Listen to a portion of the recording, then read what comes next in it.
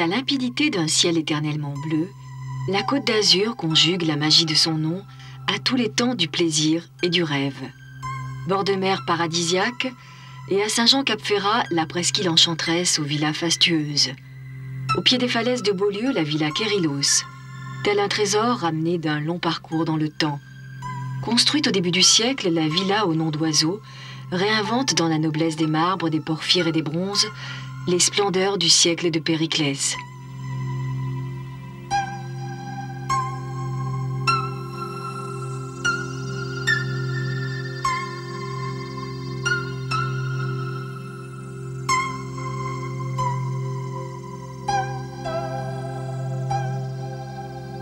Autre temps, autre merveille.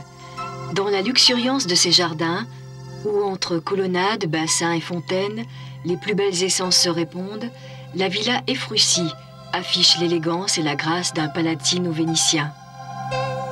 Construit dans les années 1900, puis légué en 1934 à l'Institut de France, l'ancien palais de la baronne Efrussi de Rothschild est aujourd'hui un inestimable musée, où parmi les arts décoratifs les plus divers, ceux du XVIIIe siècle occupent une place majeure.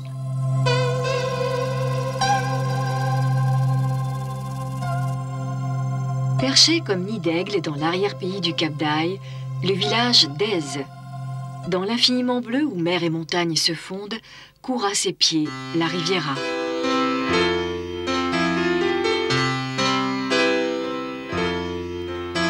Parmi les vestiges d'un ancien château du XIVe siècle, les cactés du jardin exotique développent leurs fleurs exubérantes.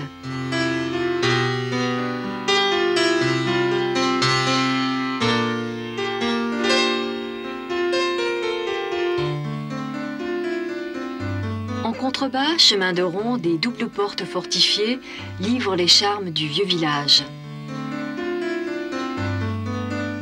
Indifférents à l'étroitesse des ruelles, les ânes sont ici l'unique moyen de transport. Tout le long du jour, dans les jeux d'ombre et de lumière, leur pas tranquille répond au bruissement des fontaines.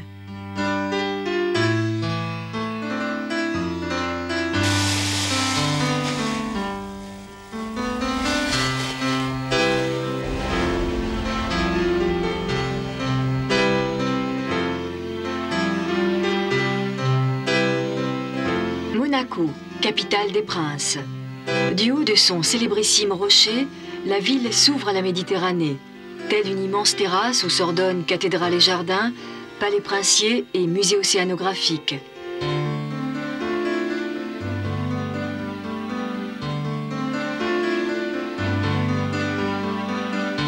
Dans l'ocre des façades de la vieille ville, les bougainvilliers courent sous les persiennes entr'ouvertes.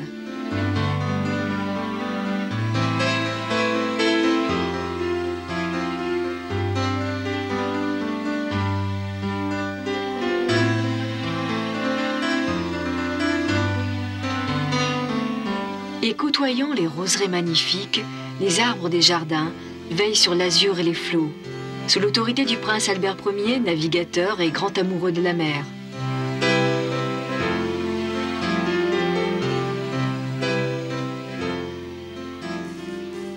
Sur la place du Palais, les boulets de canon offerts par Louis XIV. Et dans le blanc immaculé des uniformes, les soldats du prince répètent chaque jour, un peu avant midi, l'éternel ballet de la relève de la garde.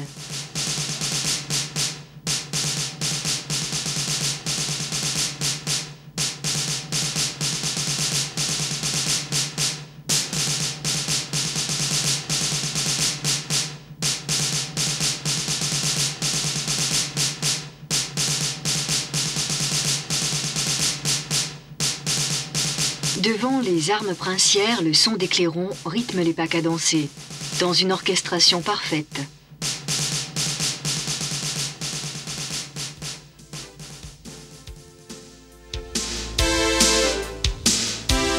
Cité internationale du jeu et de la chance, Monte-Carlo livre à l'est de la principauté les fastes de ses casinos et de ses palaces, parmi les demeures splendides et les boutiques de luxe de ses somptueuses avenues. Sur les places, dans la brillance des terrasses en vogue, d'autres jeux de hasard et de séduction.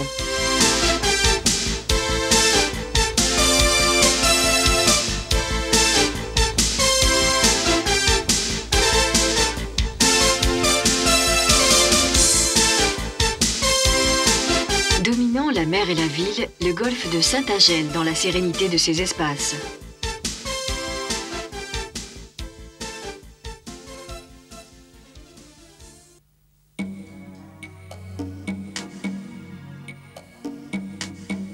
Sur la route qui mène depuis Menton à la vallée de la Roya, les trompe-l'œil et les crépis colorés de Sospel conjuguent les riances de l'influence italienne qui marque à partir de là toute la région.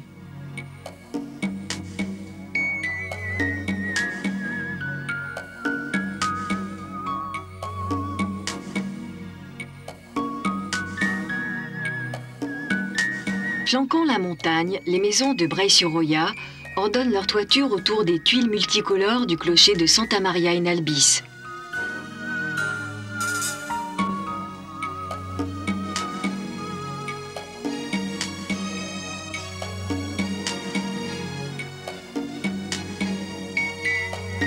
De décoration intérieure baroque, cette vaste église du XVIIIe siècle partage avec toutes celles de la vallée une richesse unique, les orgues, présents partout dans la Roya et qui sont parmi les plus beaux et les plus anciens de France.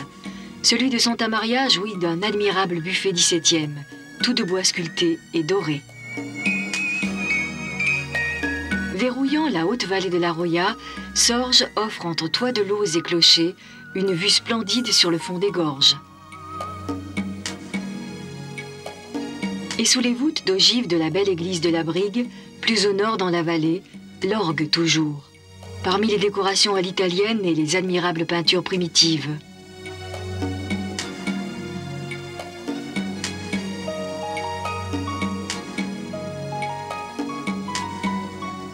Au pied du rocher de la Rippe de Bernoux, l'imbrication surprenante des toits de lauze et des clochers Renaissance de Tende marque le point de départ des randonnées en Vallée des Merveilles.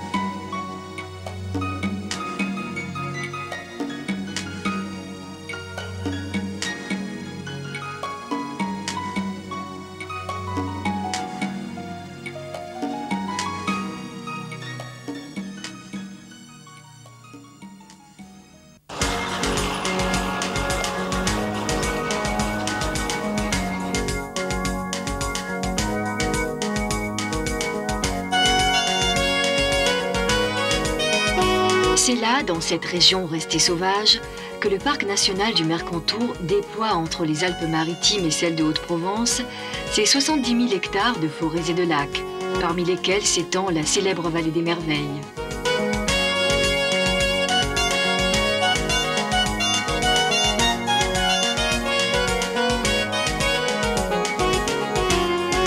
Avec les milliers de gravures rupestres qu'on y découvre, les alentours du mont Bégaud offrent un véritable musée à ciel ouvert.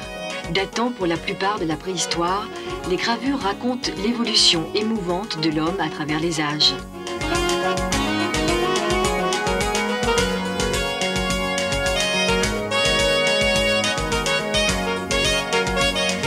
Marmottes, mouflons, bouquetins et chamois y constituent une faune exceptionnelle, parmi une flore jalousement préservée qui marie au plus haut des cimes les couleurs innombrables des plus rares et des plus précieuses essences.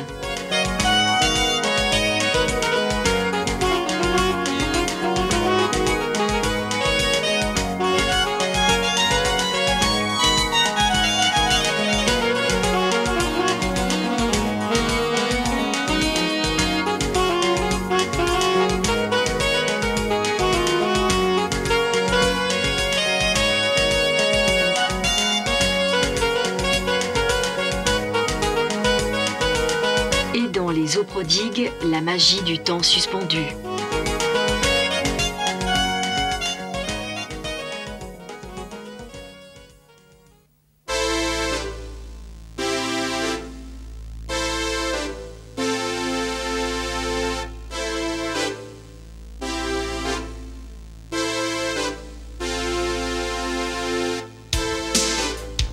Dans le gonflement des toiles de parachute, s'envolent de la baie des Anges d'étranges oiseaux.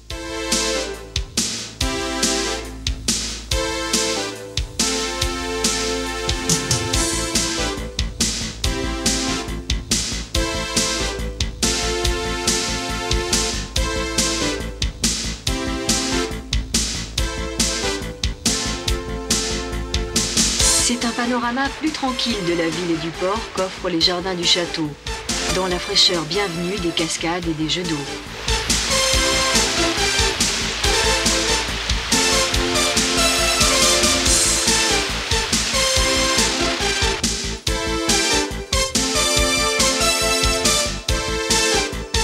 Sur la plage, les parachutes se posent au pied des nymphes indifférentes. Habitués, il est vrai, depuis longtemps à Nice, aux plus extravagants plaisirs.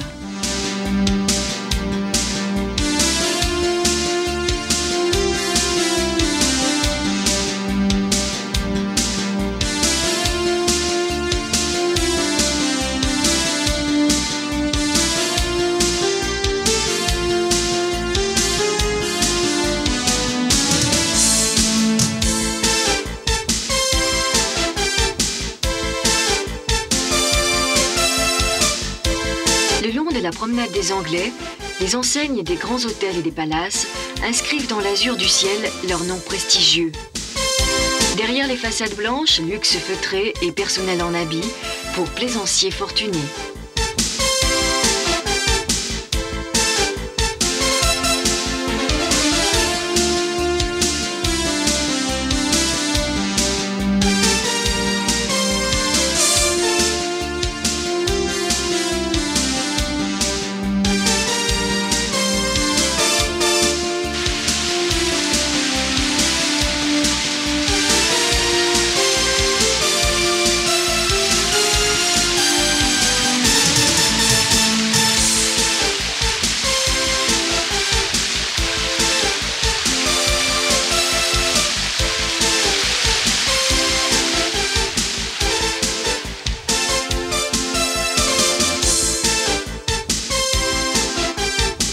Dans les ocres rouges des façades et des arcades, Nice déploie sur le front de mer les charmes délicieusement italiens de ces beaux quartiers du siècle dernier.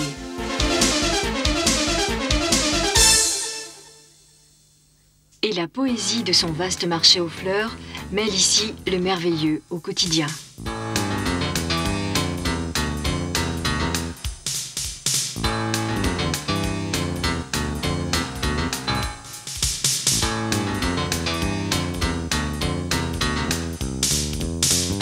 Dans la vieille ville, les escaliers des ruelles courent de bistrots colorés en gargotes joyeuses.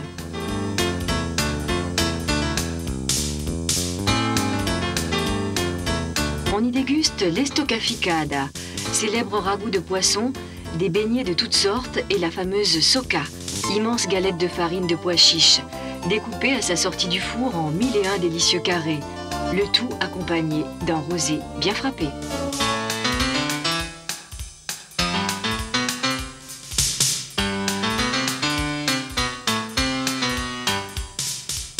Entre le port et les hauteurs de Cimiez, le musée d'art moderne, tout de métal et de verre, et dont la hardiesse de l'architecture trouve avec la haute couture création à sa dimension.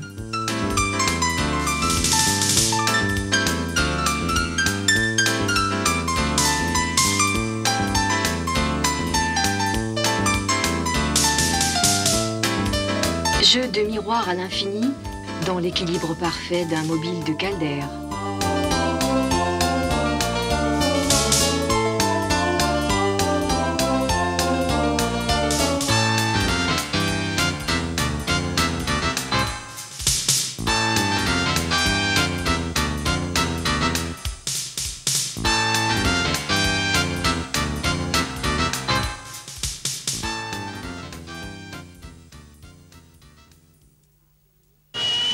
Reine de la Riviera, Nice est reine de la fête. Et la bataille des fleurs offre chaque année à un public enthousiaste la féerie des chars multicolores.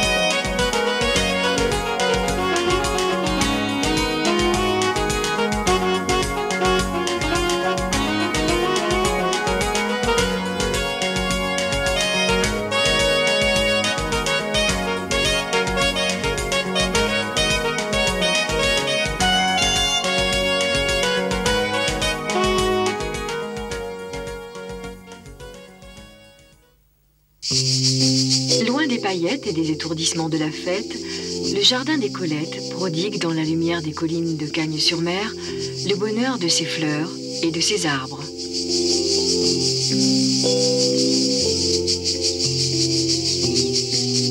C'est là, parmi les oliviers millénaires, que Pierre-Auguste Renoir vint s'installer dans les années 1900, travaillant à déchiffrer jusqu'à la fin de ses jours l'harmonie si absolue du paysage.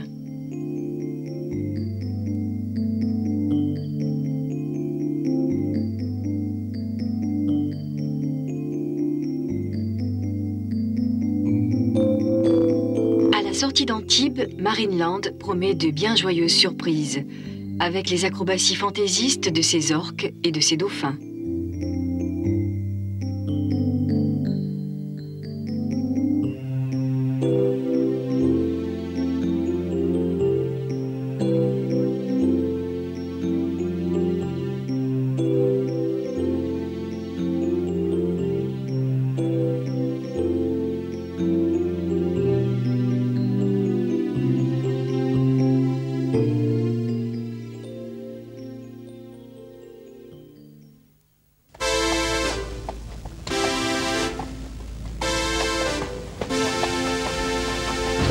Sur l'hippodrome de Cagnes-sur-Mer, les trotteurs réservent aux amateurs et turfistes passionnés les plus intenses émotions.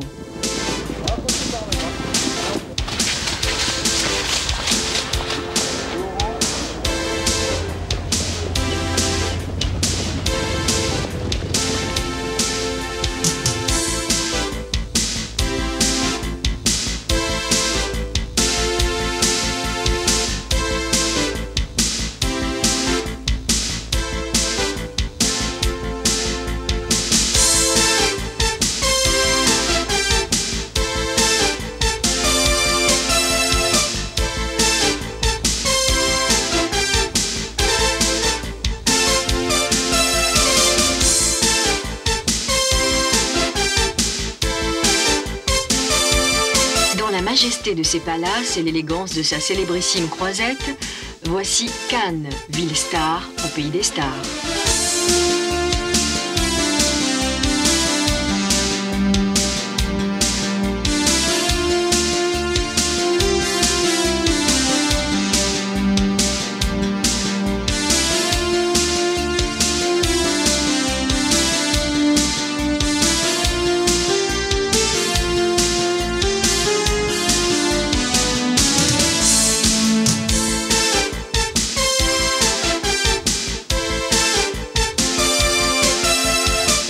Dont le festival de cinéma accueille chaque mois de mai les dieux et les déesses qui font rire et pleurer la planète dans le secret des salles obscures.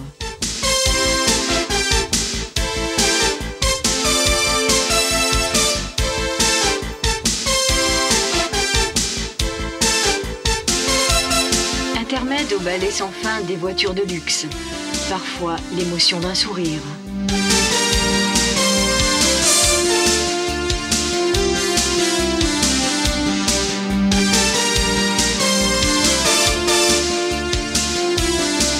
Du célèbre escalier se presse le monde de la création et de la production cinématographique internationale.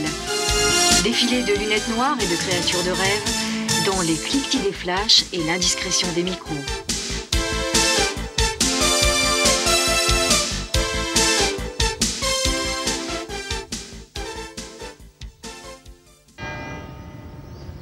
Sur fond d'Esterel, le clocher sonne au loin d'autres passions. C'est l'heure où les bateaux quittent le port et vont voguer dans l'azur du golfe de la Napoule.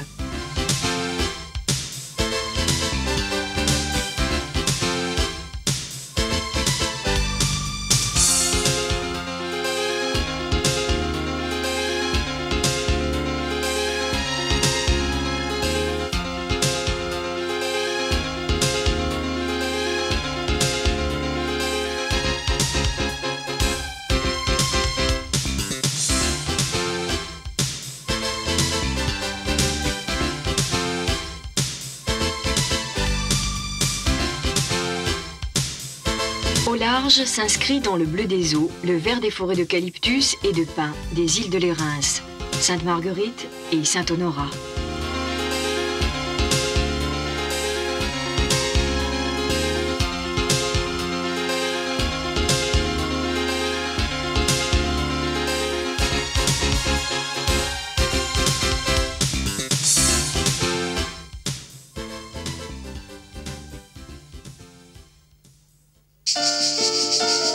En cette terre de lumière et de fleurs, aux couleurs toujours, les parfums répondent. C'est à Grasse, parmi les orangers et les jasmins, que Coco Chanel créa durant les années folles le parfum le plus célèbre du monde.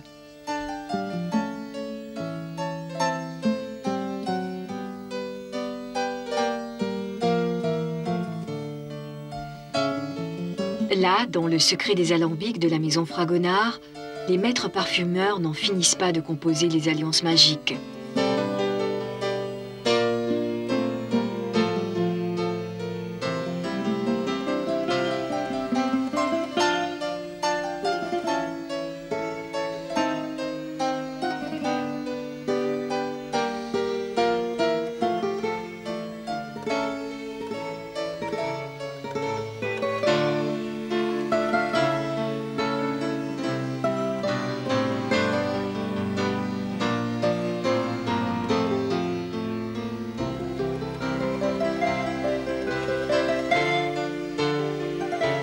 Au fil des rues bordées d'orangers, Valoris déploie ses poteries multicolores.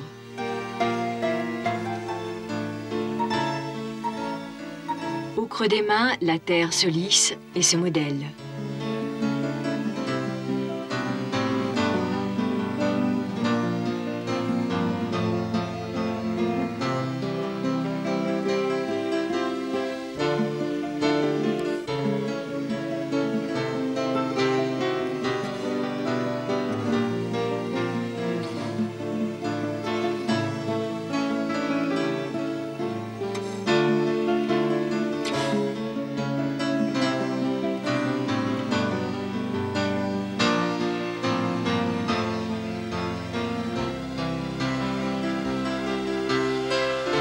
Et le pinceau à l'infini fait courir les motifs.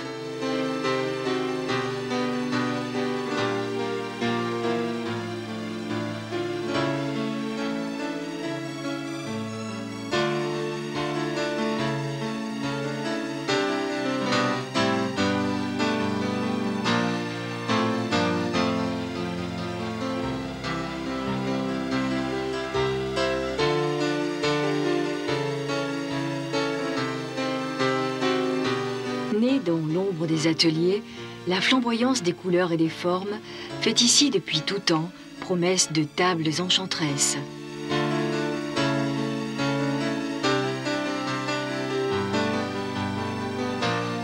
Ici, dans la plus belle lumière du monde, Picasso transforma en œuvre d'art les objets les plus quotidiens.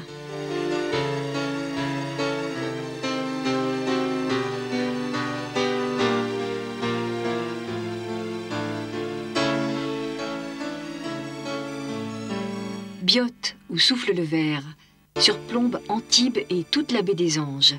C'est dans l'authenticité du vieux village que le peintre Fernand Léger puisa l'authenticité des couleurs si pures de ses toiles.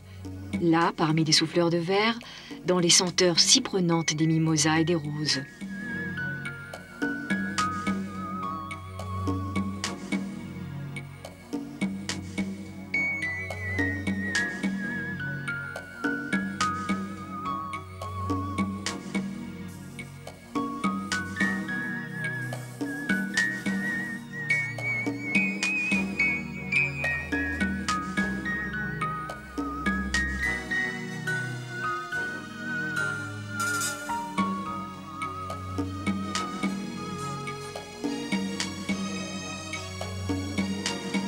La petite ville développe depuis 1956 une production de verre à bulles, connue aujourd'hui par-delà les frontières, et tout aussi prisée que l'étaient les fameuses jarres de terre qu'on y fabriqua jusqu'au XVIIIe siècle.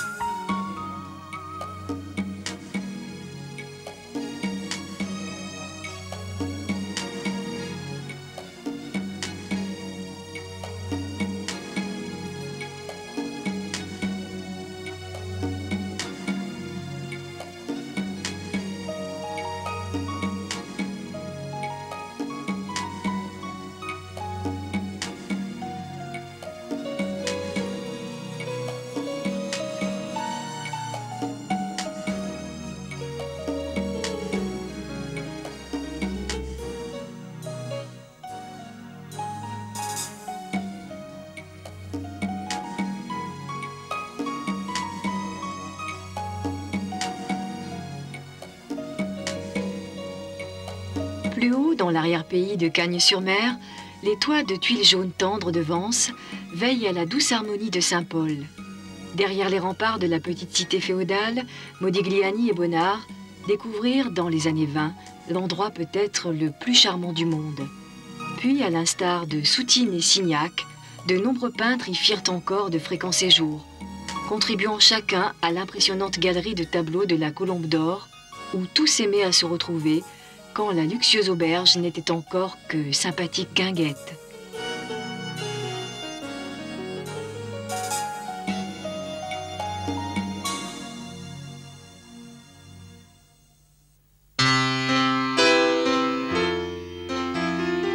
Au nord, sur la colline des Gardettes, la Fondation Mag livre les témoignages grandioses de la passion du célèbre couple pour l'art moderne. Pureté de l'architecture signée José-Louis Certes, dont les tensions extrêmes jouent à l'infini entre intérieur et extérieur, dans la lumière magnifique des salles d'exposition, des jardins et des patios.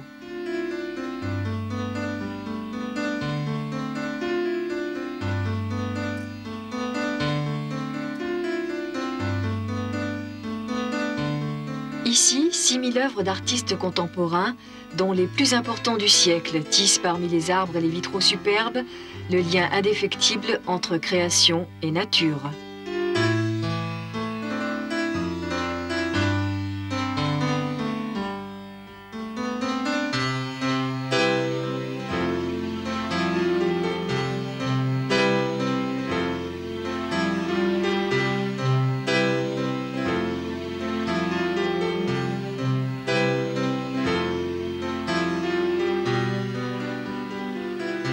Ici, le monde du dedans et celui du dehors respirent dans un même souffle.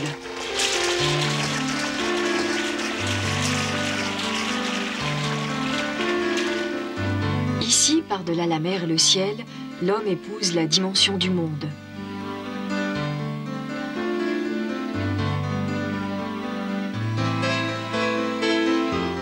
De Grasse, l'antique cité d'Opio offre sur le plateau de Valbonne la verdoyance d'un golfe parmi les plus réputés de la Côte d'Azur.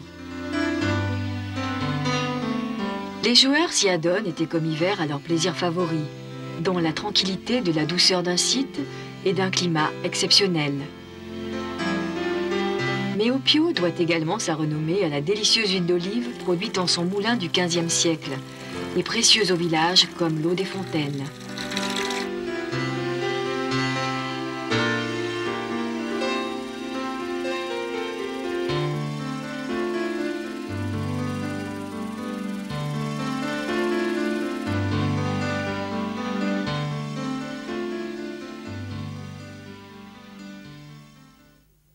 Car le plaisir du goût en ces terres de soleil est tradition chaudement partagée. Parmi les meilleures tables, celle de Roger Verger à Mougins.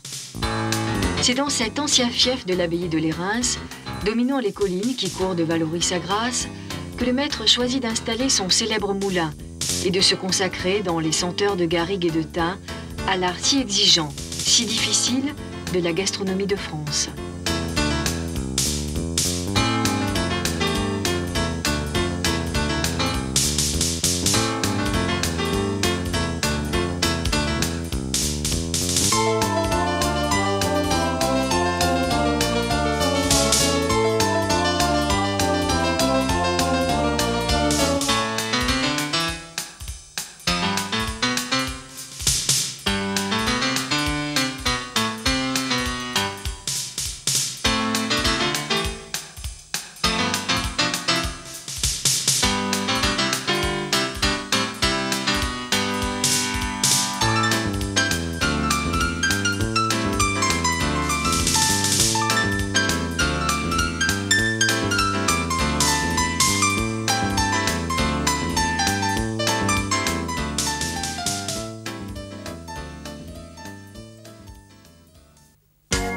Du de l'éperon du plan de Cossol, Gourdon, dite la Sarrazine, dont le panorama grandiose découvre les monts de l'Estérel et plus de 50 km de côte.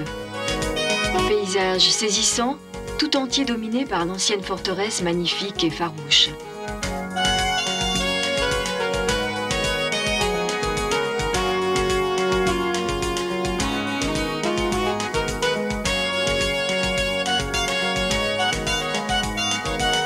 Depuis Saint-Martin de Vésubie, s'étend jusqu'à la frontière italienne le Boréon, dans l'alchimie de la montagne et de la mer.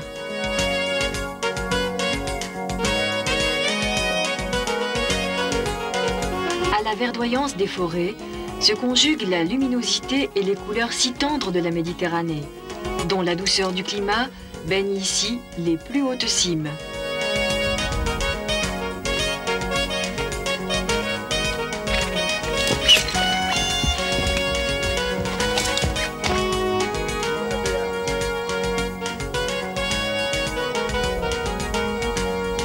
Parmi les torrents et les lacs, les arbres et les prairies, l'homme retrouve en compagnie de l'animal les joies essentielles.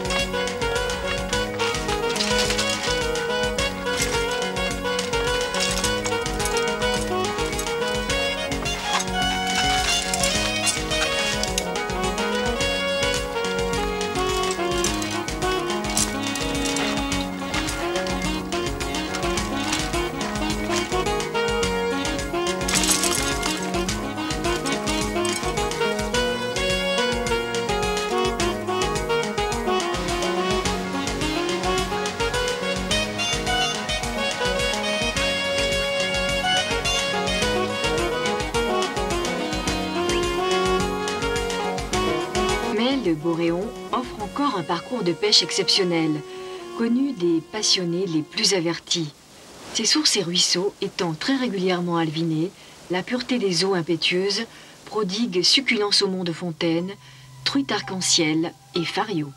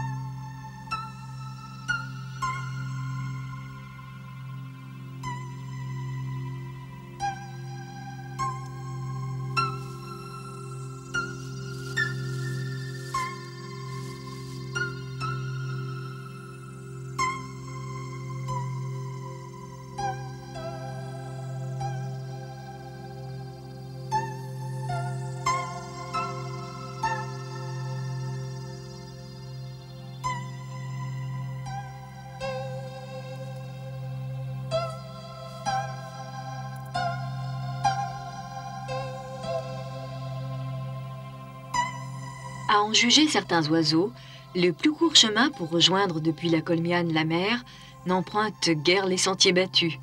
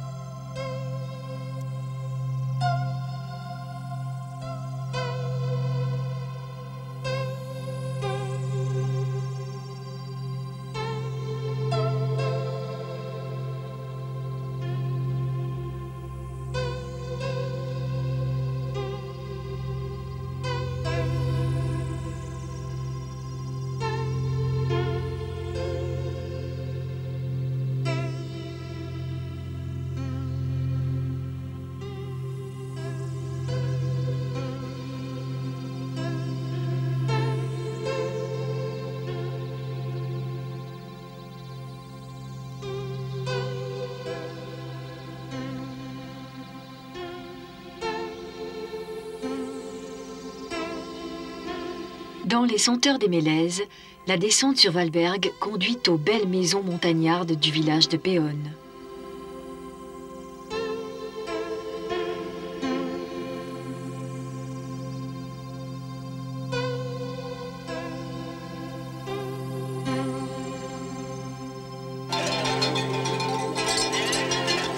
À la fête de la Saint-Jean, les gorges s'emplissent chaque année de l'écho des transhumances.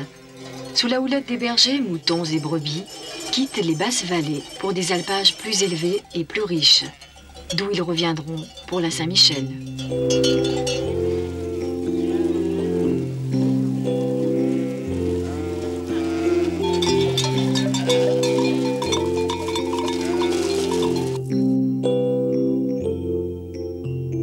Au col de la Cayolle, qui relie la haute vallée du Var à l'Ubaye, l'œil court jusqu'aux préalpes de Grasse.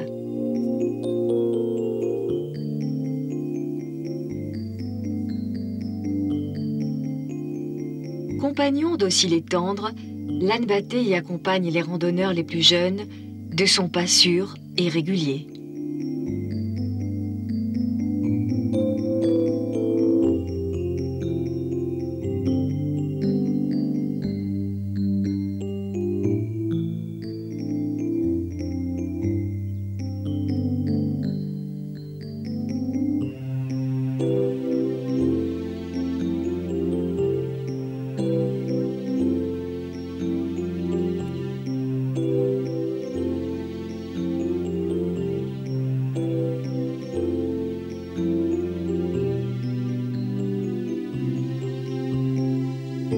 Aventure toute différente dans un paysage tout aussi grandiose, dans le vertige des gorges du Daluy, le Benji.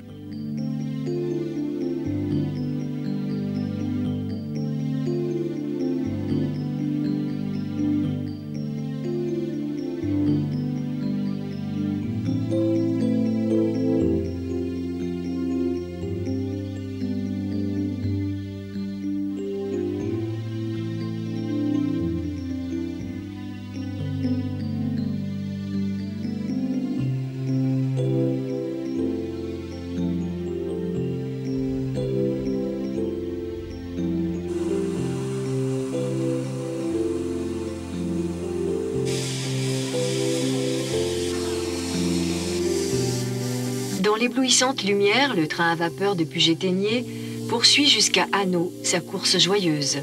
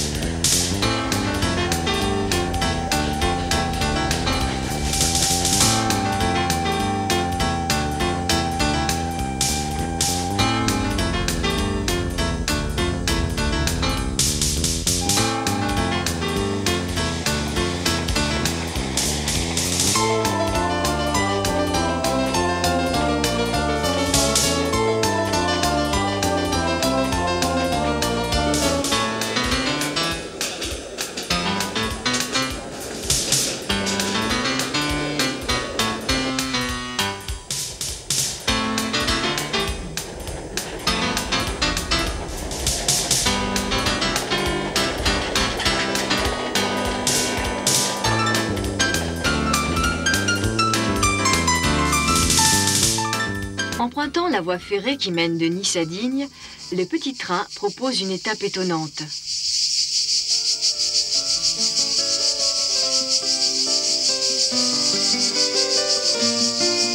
Au pied de l'impressionnante citadelle de Vauban, perchée à 135 mètres au-dessus des maisons, Entrevaux livre aux promeneurs la fraîcheur de ses ruelles et la beauté de ses bâtisses des XVIIe et XVIIIe siècles.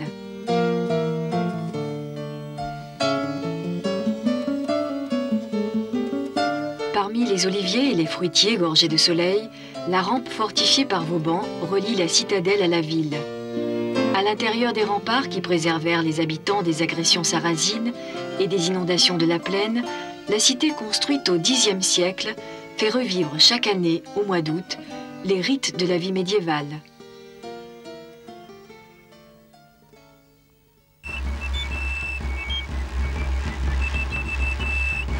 Dans les aigus des fifres et des tambourins de la farandole, les villageois de Saint-Césaire célèbrent à la saison des moissons une autre tradition, intimement liée à leur vie paysanne.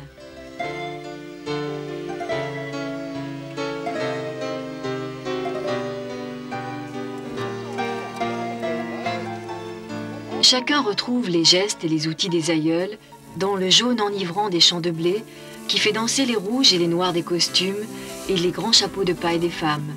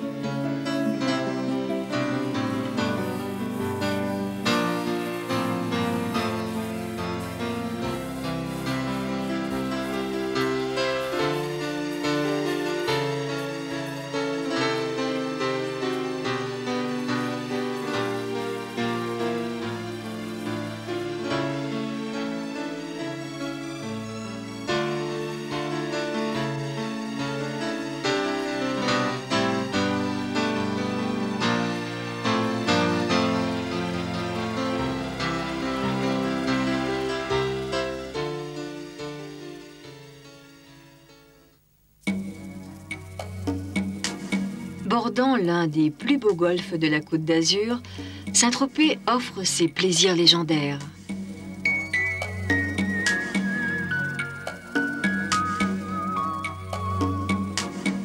Ville mythique depuis que dans les années 50, les milieux littéraires de Saint-Germain-des-Prés y entraînèrent les artistes de cinéma. Saint-Tropez avait depuis longtemps déjà conquis le cœur de bien des célébrités. Parmi elles, Maupassant et le peintre Signac, puis Colette, qui vécut bien des bonheurs dans sa maison de la Treille-Muscat, et le grand couturier Paul Poiret, et Jean Cocteau encore. Depuis la citadelle qui sépare le port de la baie si jolie des Canebiers, le tintement des campaniles répond par-delà les platanes de la place des Lys à l'éclat chantant des parties de pétanque. Autour des bols d'enchoyade et de tapenade, les terrasses ombragées des cafés réunissent artistes célèbres et pêcheurs du coin, dans les fraîcheurs joyeuses d'anisette et de vin rosé.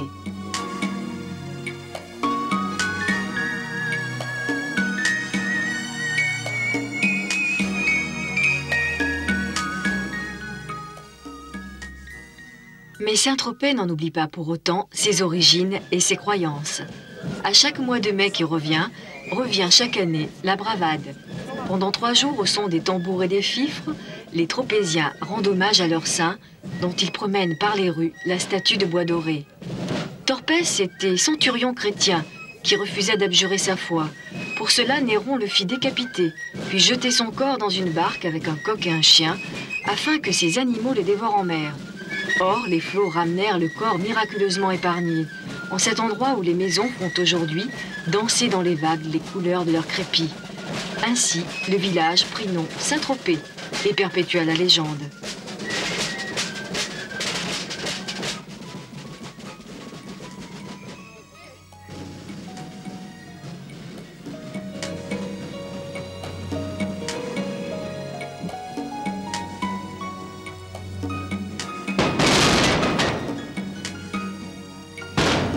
Sous l'œil toujours vigilant du bailli de Suffren, enfant du pays nommé Grand Amiral par Louis XVI.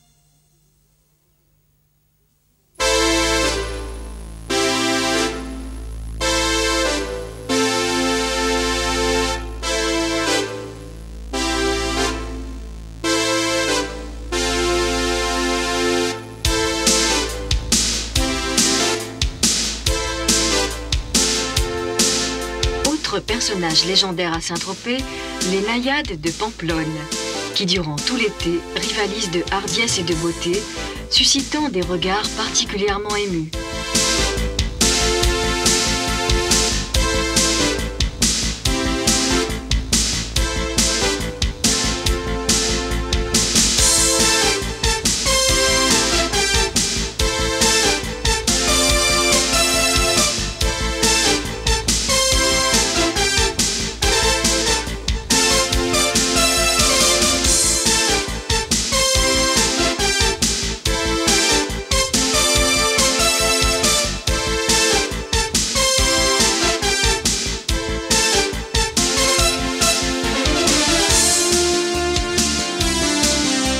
km sur la route de Sainte-Maxime, Port-Grimaud. Dans ce village nouvellement bâti sur l'eau, les canaux conduisent de jolies places en petits ponts à l'église Saint-François d'Assise, dont Vasarely dessina les vitraux. Port de plaisance et complexe résidentiel, Port-Grimaud affirme une dimension originale de l'architecture du bord de mer, restituant entre Méditerranée et lagune la poésie des anciens villages de pêcheurs.